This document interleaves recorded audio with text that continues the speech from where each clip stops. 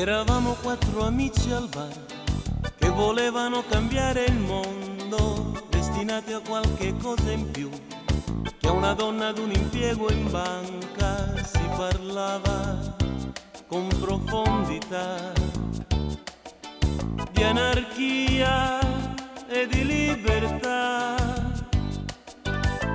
Tra un bicchiere di coca ed un caffè tiravi fuori i tuoi perché e proponevi i tuoi farò.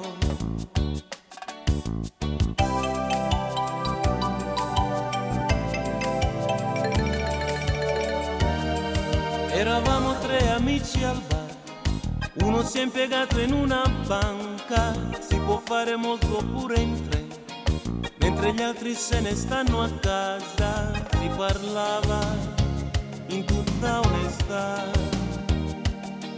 di individui e solidarietà.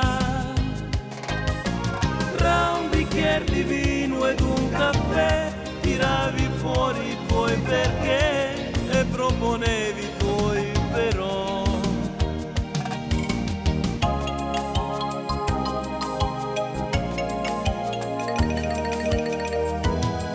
Eravamo due amici al bar, uno è andato con la donna al mare, i più forti però siamo noi, qui non serve mica essere tanti. Si parlava con tenacità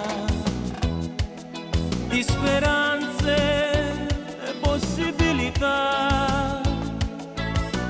Tra un bicchiere di whisky ed un caffè tiravi fuori i tuoi perché e proponevi i tuoi sarà.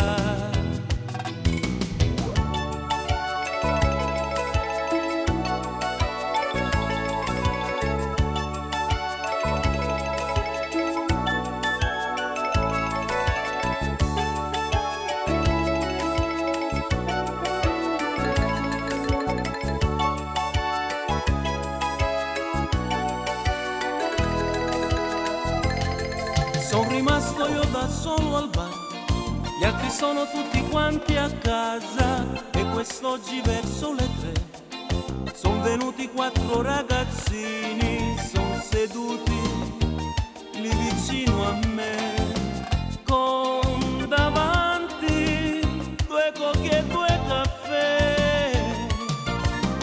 Li sentivo chiacchierare, han deciso di cambiare questo mondo che non va.